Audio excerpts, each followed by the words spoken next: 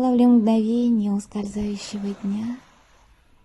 Песок, волна, лишь шепот волн и тишина.